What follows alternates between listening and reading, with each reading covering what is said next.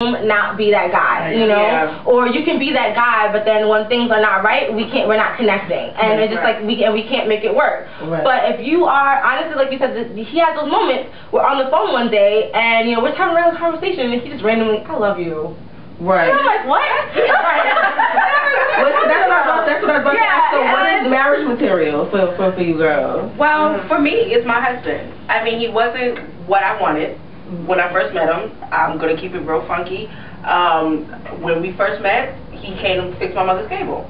And I was like, no. Right. You know, but he was like, well, can we exchange numbers? I was like, sure, I'll exchange my number to get one of your friends' numbers. Or you give me your number and I'll call you. I never called him. And granted, the funny thing is, this is how I know. For some people, they may say, no, this is not true. But in my situation, God brought him back to me 3 times. When you see somebody and you see what they are from the inside, all that outside melts away. Right. You know what I'm saying? So. And I so feel like the list that you have, preconceived notions, goes out the window. When you find the right one, it's like, forget it. Because everything you thought you wanted, that's right, they ain't it. It's not even important anymore. No. Because you can have your mind set up on what you think you wanted. You have your mind set up on what you really think you need. But then when someone presents themselves to you with something that you didn't even know that you needed, that you really didn't need, it's like, you know, I didn't know I needed that, but now I need that. Right, and thank you for giving And the thing is, like, before I was with who I'm with now, I was the type, I'm an independent woman, you're not doing nothing for me, I got this, I'm doing this, I'm doing that. But then when it was like, every time we went out to eat, like, after 5 years, I'm still not paying, and, oh, I just bought you this, and, oh, I just bought, and I'm like, so we've never gone Dutch? I think I never want to go Dutch. Like, you know what I mean? Like, this is what I need now. A lot of things are situational. Right, so no matter what happens, if this is forever, if this is not, no matter what happens, next in line, please, I need you to do, like, you become the prototype. Right. And the thing is, like, he's not the affectionate, lovey-dovey, like, with words, or not gonna grab my hand and kiss it, but I know, you know, it's action. I want to take care of you and make sure you're taken care of. But I think that there are some foundational things that you are gonna want and need. Like, you need someone to be the caretaker. You need someone to, well, for me, that's Christian. I need somebody who's gonna be there. Right. Can you pray for me? When times get tough. That's it. You know, but everything else, I'm like, wow, I didn't know I needed that. You know? And like along the way, it's like you find out more about you in meeting the person for you. And that's why I said a lot of things are situational, because say you with somebody today that's not affectionate, and then you make your list, I need somebody that's affectionate, but the next person might come and compensate for that affection with something else. You know what I'm saying? He might not be affectionate, but he'll go out and give me something if I need it. Or he might not be affectionate, but he'll pay every time we go out. You have to give and take. Everything is not 100% all the time. Just like what I think we were talking about earlier was just you're also not everything on his list. Exactly. That's right. None of us they will say, I mean, I can count the nights that I sat in front of the TV with my current boyfriend, and he would be like, oh, look at that, or you know, or you can tell he's like excited about like somebody on TV look, and I'm like, oh, maybe I should bring this in a little bit. I'm about 4 shades darker than her. I'm natural. You know, I'm not as sedated or whatever it may be. I'm not popping it. I'm not doing anything. But you're with me, so there must be something, you know, like, about me. But then, you know, in terms of like your original question and like who is, you know, your ideal, what's marriage material, I think we get so caught up in making that, you know, that title that we completely miss it. Like, you know, my first time around. Okay, be sure. Emotional pause. You know, if I made a list there was, at that time, because this is what I grew up with and this is what I thought of certain things, I omitted certain things because other things that I thought were more important to me were there. Right. But you know what? You can't tell what marriage material is if you're not married. Because married life is so much different. Right. And so you're in this whole thing of, oh, you know, when I get married, I want this. And when we're married, and married life comes, and it's like, all right, we got the ring on our fingers now. Now it's for real life. How's the bill? How's that? Blah, blah. How's that? You better check as much as you can beforehand. Right, that's the you list. I'm not looking at you like, oh, where's your muscles? Where's whatever, blah, blah. I'm looking at you like, are we paying together? Are we taking care of house together? What about plans? Are we going to do a child? Are we going to do this? Now it's all these things of planning for a life that was never on the list before. And so I think a lot of us get pigeonholed in that my marriage material, my perfect husband would be. And it's not. And it's not. It's just really like, I think it's more about what am I willing to accept for the rest of my life. Right. What am I worth? And I think it's too like the perfect, somebody said something that was so profound. I don't want someone who's perfect, I want someone who's perfect for me. Yes. You feel me? Right. And that was actually, I think, because I just sent that quote to my boyfriend the other day. It was a Bob Marley quote. It was the end of his, something that he said. Like, it was a long thing. It was very, very beautiful. But the end of it was like, it was talking about how, you know, he may not be perfect. He may not be this. And he may not be whatever, but he's perfect for me. Right, that's it. And, same thing. You know, just like, I feel like, you know, when I sent that altar for real, I want it to be like, you know what, I know, like, nothing I'm saying here is nothing, but I know that the actions after this, we're going to have a marriage. That's right. But you have to understand, one thing that I want, you know, all us ladies to understand, when you talk about marriage, let's not take what Hollywood, or what, you know, grandma had, what grandma had 50 years ago, because the times are very much different. Men are different, and women, not only are men, but us as women, we have different. But they have the same expectations. They have that same I can tell you that now. I have a friend who was been with the same girl for a while, and he was not ready to marry her because she couldn't cook, because she couldn't clean, because she couldn't do whatever. Like, even if times have changed, some old-fashioned ways of the same way that we're told don't have sex until you fall in love, they're told don't get married until she can take care of you. Even though they're told learn to take care of yourself. Right. You know, so there's still that in the back of their heads from what I've seen. I'm not saying for every guy, but from what I've seen, that they still want that girl who can be everything, but they don't need her, but they want her to do those things. But see, but that's the thing. To me, when it comes to marriage, you have to understand it's a 50-50. So, you know, take it for what it is, but understand your self-worth and understand the other person's self-worth, and you have to come to a But you also have to be ready to, on some days, all you're getting is 20 and he gets 80.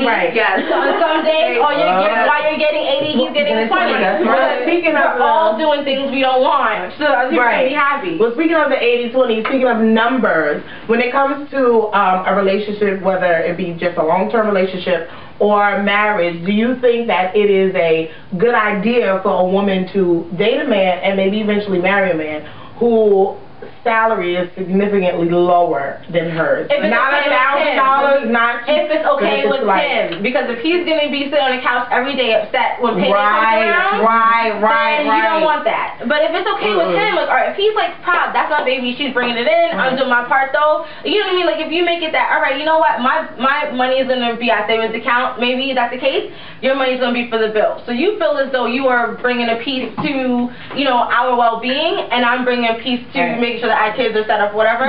Then everybody's money's significant. I think if you bring it that, oh, I'm taking care of this, and I'm taking care of that, what are you doing? That's when he starts to feel like less of a man. Yeah, and I think as long as he is doing his part too to make you feel like a woman, you know what I'm saying, like incorporating and doing what he needs to do and like taking care of you, and not only just bringing whatever to the table financially, but also on the side, is he fixing the door? Is he, you know, fixing his feet? Is he capable? Is he capable? If he can't fix it, can he do something? He called somebody to fix it. Can he go buy me something at the store? Something, you know. But you don't want to say that to him, because that's where you take away his manness. I mean, I'm speaking from experience. When you go into, all right, I'm working and you're not working, or something like that, a situation like that, and you come home and you're just like, well, you can do the dishes, you know, or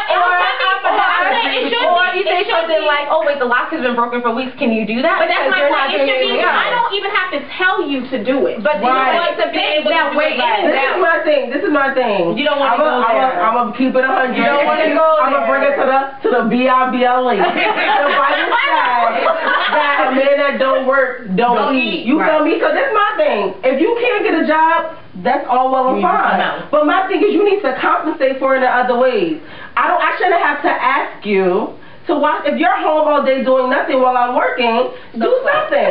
Wash the dishes. Give it to me again. But when they put that on us, if we were to say we're going to be housewives or whatever, and the kid drives us nuts all day and the house is just as dirty. But usually that's a prior agreement that a wife has for her husband. But sometimes there's no conversation about that. I didn't know both sides. You can tell it's just expected. But what I say about you don't want to have the conversation with the guy because you're already bringing him down. I was like, since you don't work, you're gonna do this. I would never say it. But my thing is, you should feel. I don't care if I'm gonna get crushed for this. You should feel not less of a man because you're not working, but because you can't provide, you need to make up for it in some type of way. I'm gonna just leave. But my thing is, I feel like if you're not working, because if you're not working a 9 to 5 per se, everyone has something within them that can bring in some money. Right. So not illegal stuff, but I'm saying like not illegal. Like this ain't no other side of the game. Erykah Badu stuff. What you gonna do when it comes to you? No. When it comes, I don't know him. He's looking at me. I'm not married to him. I don't know how I got here. I don't know nothing. Real talk. You going down, son. Right. But my thing is, everyone has a gift inside of them that may not be a 9 to 5 type of thing. You can be a freelance writer. You can be a freelance.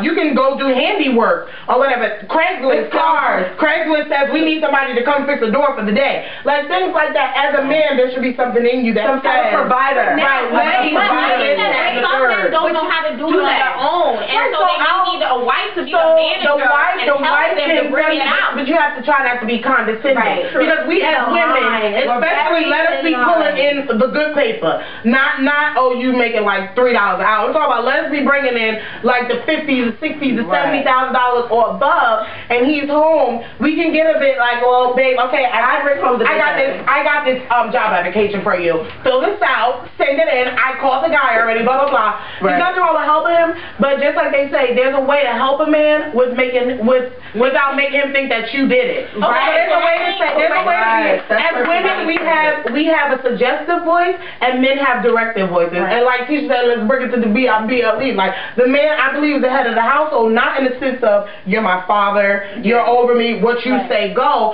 But I believe that you can be suggestive in a way, like instead of saying, here's the application, be like, babe, you know, I was looking online the other day, and I saw that Home Depot was hiring. You know, you might want to. He could go, oh, okay, and then if he does it.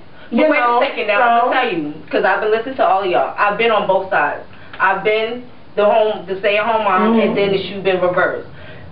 You got to keep it really funky. You got to have a periodical come to Jesus meeting. And the only reason why I say that is because, yes, I have helped my husband. I have helped him out. But I had to kick him in the butt just recently, like, you know what? Let's break this stuff down. Let's break it down. Let's keep it real. You need to understand something. I've done what I'm supposed to do, not only as a woman, but as your wife, as your lover, as a mother of your kids, or whatever have you. Where have you fallen? Now, granted, I might have made more money than you. You might have made more money than me. We all had a collective understanding that, guess what? All money pulled together was for the household. It was no me and you. However, brother man, if you can't fix it, you can't cook, I need you to do something else. You take care of the kids, you wash the clothes. Don't wash them and leave them in the fire. But we're not looking for him to be sorry. Now I don't believe, like we said, I'm not gonna be like, babe, if you would like, you can bring money in. You know what I mean? But we also need to be like, I made money, do your part. Like, you know, so there's a balance. You can give him time because at the end of the day, you do have to understand the economy right now. You have to. It goes back to communication. You have to be able to talk to each other and be real with each other. You know what? Set up the thing about it is, and this is where we falter in terms of we having these discussions. We're like, it's all about communication. Men don't communicate the same way we do. At all. And we have to remember that we're having these strategies of, you know, we gotta come like this and that. Their thoughts are not the same, and they're but you know, it bothers them because you know, even a man that works can still have a sorry mentality. So you can be with someone who works a 9 to 5, and you can tell that if they lose that 9 to 5, what kind of man they'll be. But my thing is, you need to be with somebody who's a hard worker with that 9 to 5, and without it. So that if you know, if anything happens, that without it, he's still gonna do what he has to do to make it happen. I listened to a couple men have a conversation one day, and they say, you know what? I don't care what happens. They said, if I lose my job, I'll dig graves in the middle of the night to take care of my family. They were both